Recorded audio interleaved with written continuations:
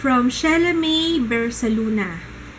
Sa panahon ngayon, ito madalas nakikita kong problema. What if malaman mong nagdodrugs si Kuya Kits? Ano reaction mo? O paano mo siya pagsasabihan? Hindi ko ma-imagine na nagdodrugs yung asawa ko kasi mukha lang siya nagdodrugs. I love you, Papa. Joke lang yun hindi, wait.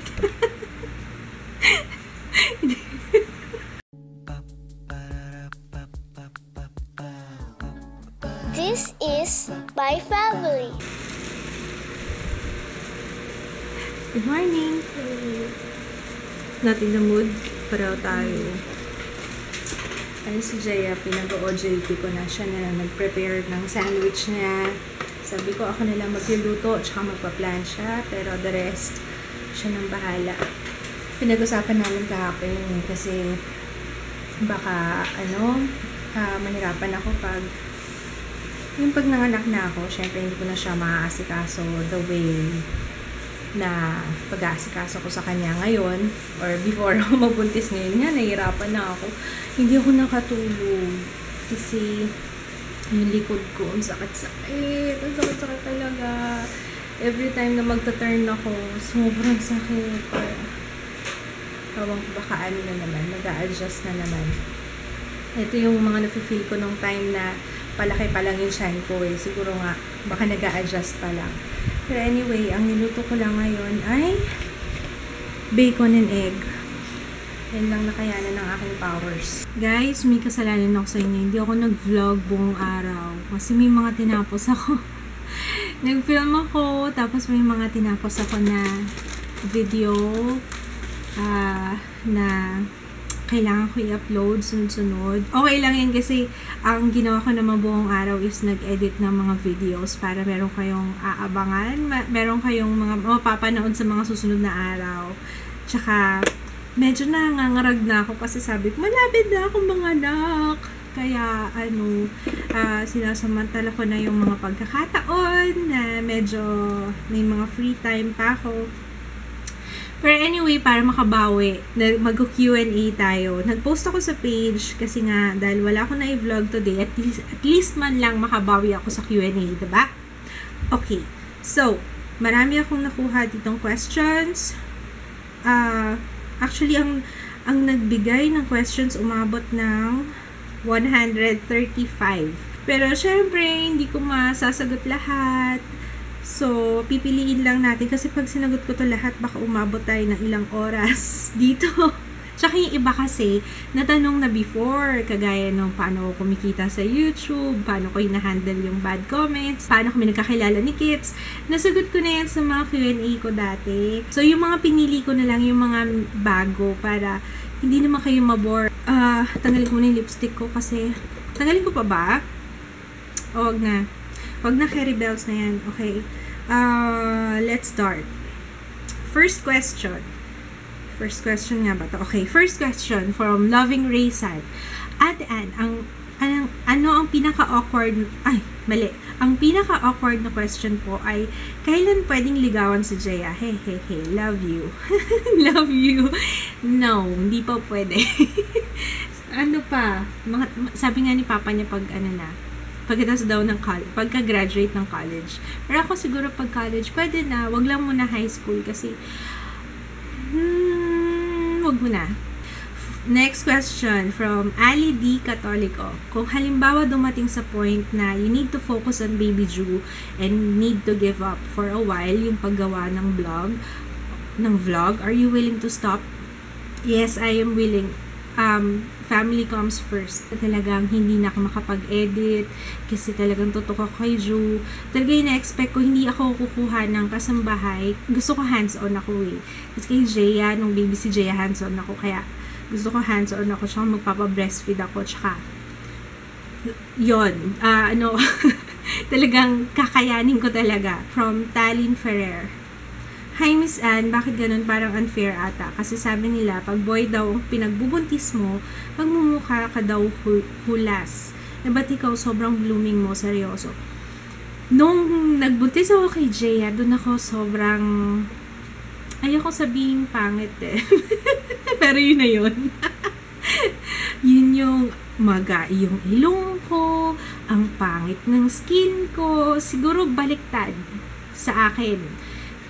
Siguro pag girl, kasi nakukuha niya yung, siguro totoo yun yung nakukuha niya. Napipiga niya yung kagandahan mo na pupunta sa baby. Ayan, from Hideyoshi Tagle, kailan daw ako manganganak? Excited na akong makita si Baby Ju. Alam niyo, feeling ko hindi na ako aabot ng September kasi ang due date ko is September 8. So, I think mga katapusan siguro ng August. I think, ha? From Eliza Marie Notario, Ate Ann, si Baby Ju na ba yung last or may plan pa kayo ni Kuya Kit sa future na sundan si Baby?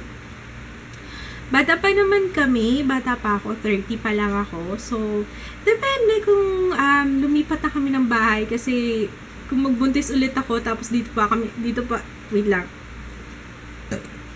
Excuse me. Kasi kung magbuntis ulit ako tapos dito pa kami nakatira, ay, sardinas na kami dito. Hindi ko pa alam. Ang hirap kasi. Ano pa ako ngayon excited pa ako kay Baby Ju. Siguro kapag talagang ngarag na ako, hirap na ako mag-alaga ng bata, na hindi ko na mapagkasya yung oras ko sa mga ginagawa ko. Baka sabihin kong hindi mo na. From Crystalline Monge. Nung hindi ka pa kumikita sa YouTube, ano ang pinagkakitaan mo? Or si Kids lang ang nagpo-provide? Paano kayo nakaka-survive? Nung before ako mag-YouTube, actually nag-YouTube na nga ako noon, pero nagtatrabaho kay ate kasi si Ate Joyce may business, yung t-shirt printing business niya.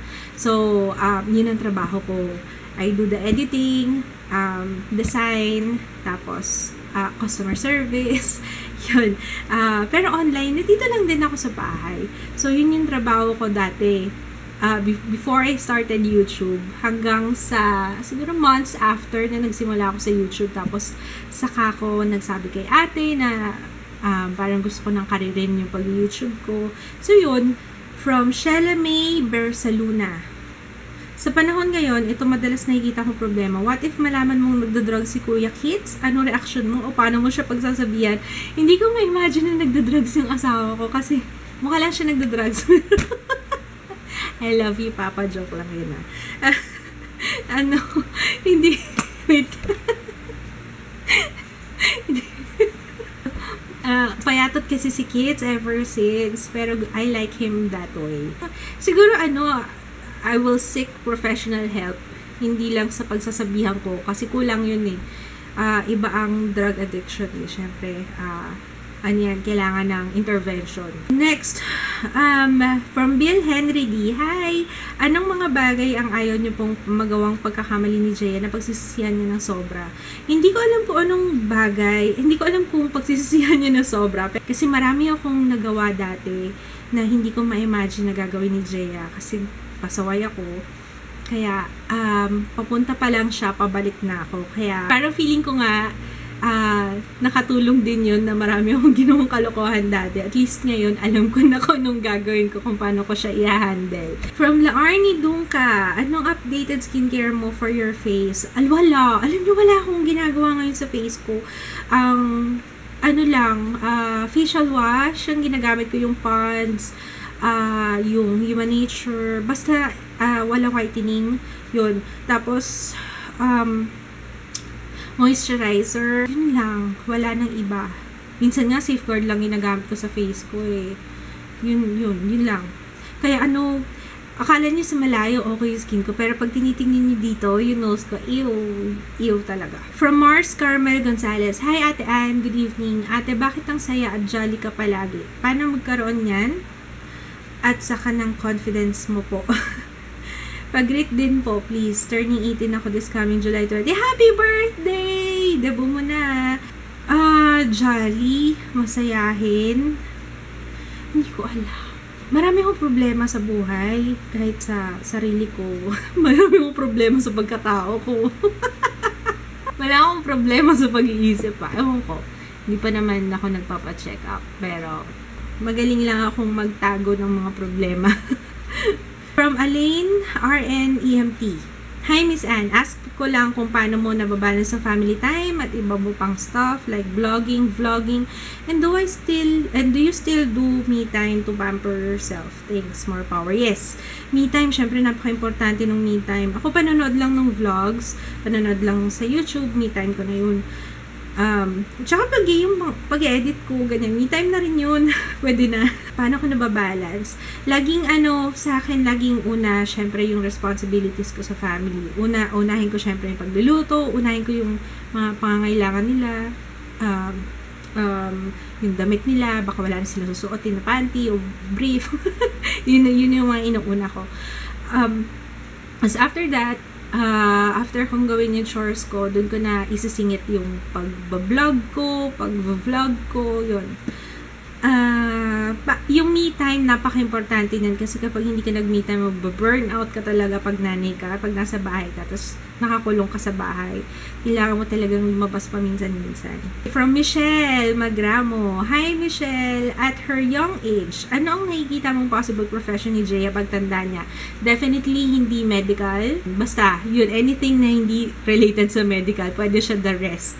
Madirihin kasi to, konting konting gas-gas lang sa skin. From Jing VM. Bakit hindi makapag-isang boses lang si Kuya Kits nang di iniipit ang boses?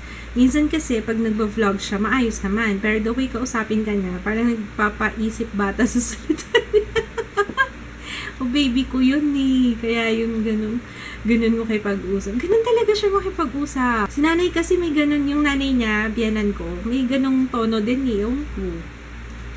Dahil babatanggenyo. Hindi ko rin alam eh. From Suan Milana Zurita Ramos. What sets you in a good mood, in a bad mood? In a good mood, music. In a bad mood, pag meron akong gustong hindi nasunod. Kunwari, pag ni-schedule ako na hindi natuloy, na alam niyo yun, pag may napurnada. From Jelly Caravana Pueblos. Paano niyo po natutunan magluto, Miss Anne? I love your videos, lalo na pag nagluluto kayo, well prepared ba? Lalo na yung dynamite and caldereta. God bless po sa inyo and your family. God bless, Jelly. Paano ko natutunan? Alam niyo, ipagpapasalamat ko. Ipagpapasalamat ko yung natutunan ko yung magluto dahil kay Princess Sarah at kay Becky. May kasambahay kami dati. Kaya, although binibigyan kami ng chores ng nanay ko, pero yung sa pagluluto, parang hindi eh. Parang meron nagluluto sa bahay. Pero nung time ng Princess Sarah, doon talaga ako sinipag ng husto, na feeling ko ako si Sarah, ganyan. Kaya tuntua yung nanay ko. At may kasambahay kami, naghuhugas ako ng pinggan, tapos feeling ko ako si Sarah na inaalipin, ganun. Kaya every time na nagluluto si mama,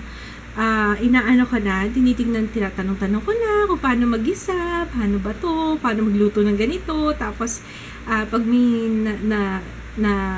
discover ako na luto, tapos papatikin ko sa kanila, alam niyo yung feeling na pag nasarapan sila sa luto ko, parang wow, ang nakakataba ng puso, parang ganun. From Debbie Ibona Santos. Ano masasabi mo sa mga kaibigang pinagkatiwalaan mo, tapos onting hindi niyo pagkakaintindihan, sisiraan ka na agad? Paano ito ma-overcome? Anong dapat gawin? Thank you, ate. Girl, deadma. Yun lang. Deadmain mo na lang. Next, from Karen Minor Basaen.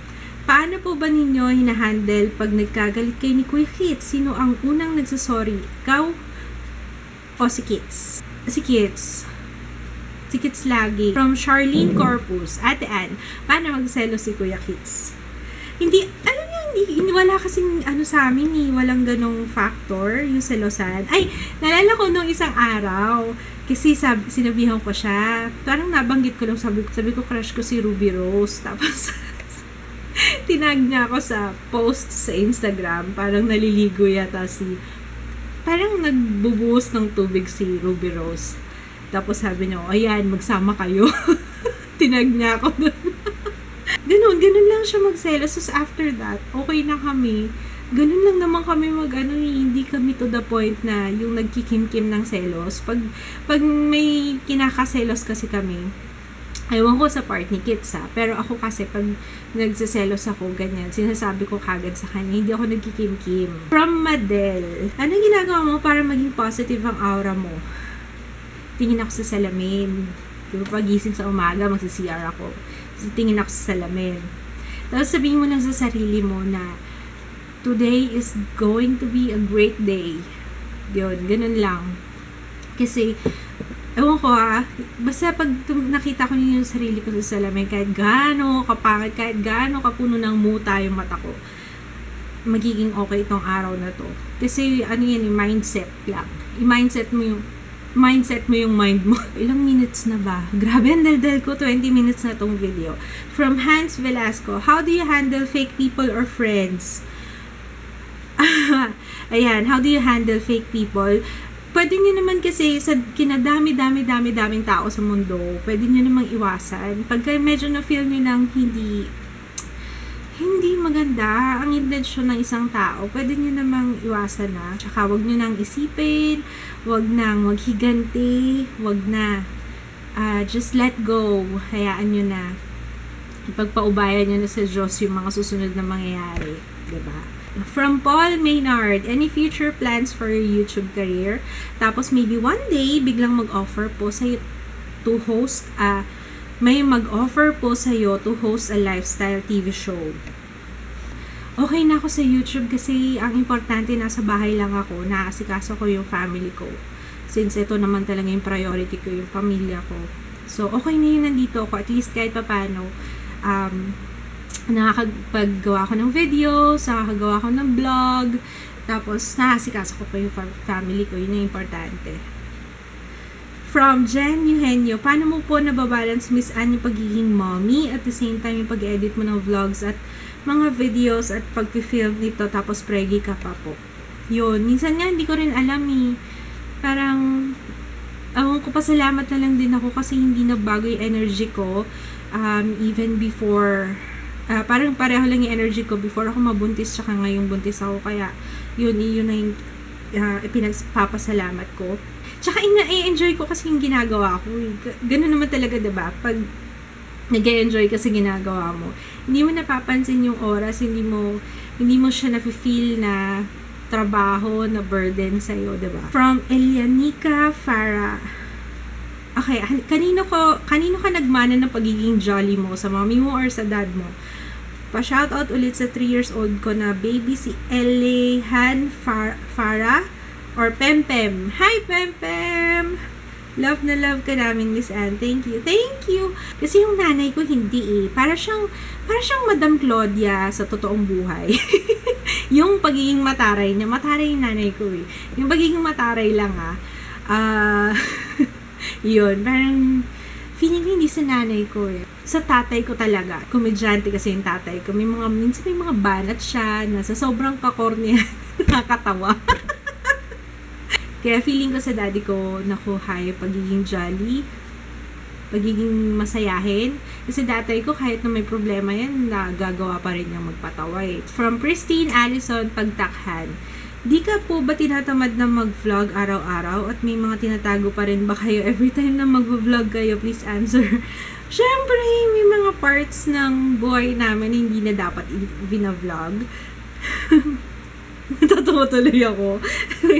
Wait lang. Once nahawak ko na yung camera, nakakalimutan ko na yung pagiging tamad ko minsan talaga may araw na nakakatamad. Marie Fe Custodio Barnido. Hi, Ate Anne. Masyado personal yung tanong ko. Pero gusto ko lang malaman kung nagkaroon ba ng iba si Kuya Kits kahit may pamilya na kayo noon? And paano nyo nasolusyonan? Thanks po. No, hindi pa.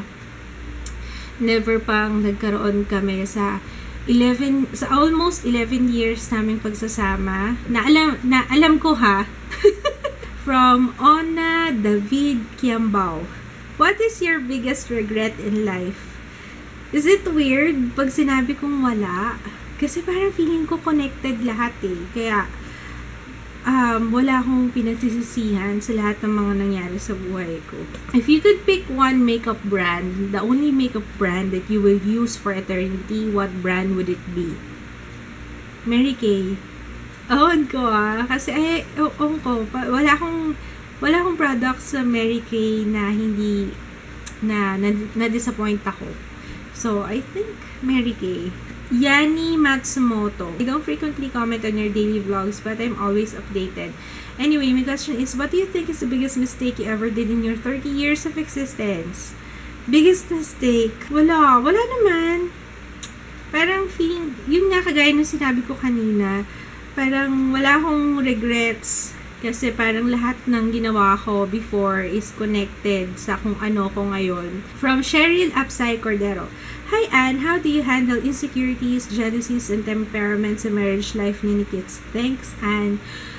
Ngayong buntis ako, aminado ko talagang lagi kong inaaway si Kits. Siguro nag-click lang kami kasi pareho kaming, nag-click lang kami kasi magkaiba kami ng ugali. Ako kasi, pag galit ako, sinasabi ko kagad, galit ako.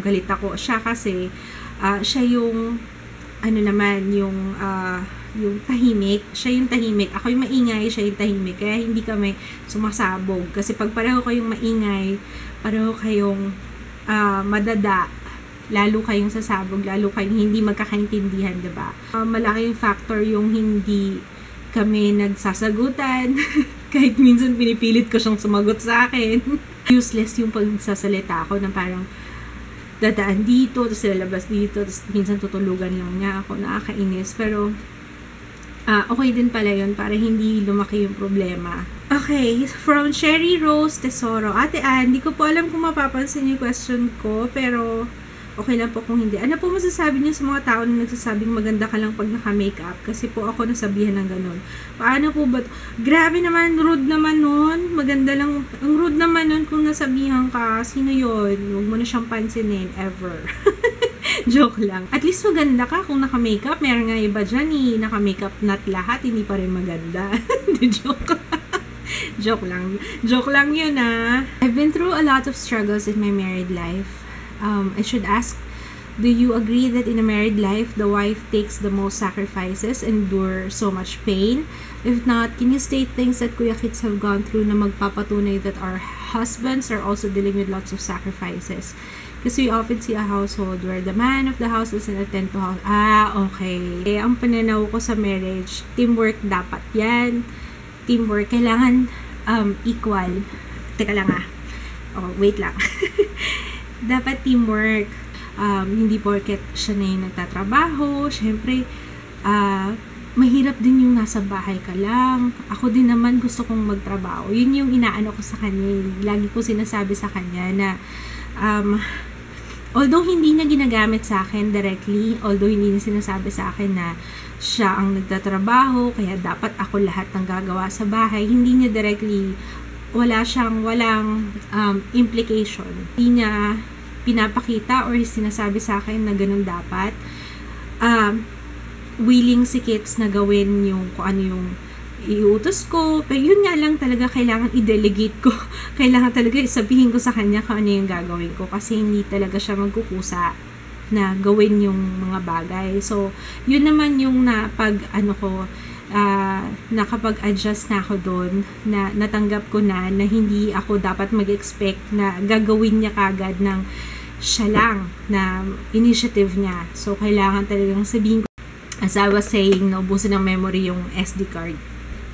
Ayun, nakapag-adjust na ako, na natanggap ko na hindi ko dapat i-expect na meron siyang sariling kusa. Siyempre, sinasabi ko sa kanya, baka pwedeng ikaw naman ang magganito, ikaw naman ang magluto ngayon kasi may tatapusin ako, ikaw naman ang magsampay kasi may ginagawa ako, mayroon akong, o kaya para mabilis matapos yung trabaho, yun. Nakasanayan na ng lalaki, ng husband na tayo yung gumagawa lahat, na yung nanay yung gumagawa lahat. Lalo na kung lumaki siya sa family na ganun nga na talagang nanay hands-on. So, yun, talagang wag natin din pilitin na gawin niya yung gusto mo. Kasi syempre, kung ganun siya lumaki, diba? Yun lang share ko. Hindi ko alam nga kung may point yung sinabi ko kasi madalas nawawala ako sa sarili.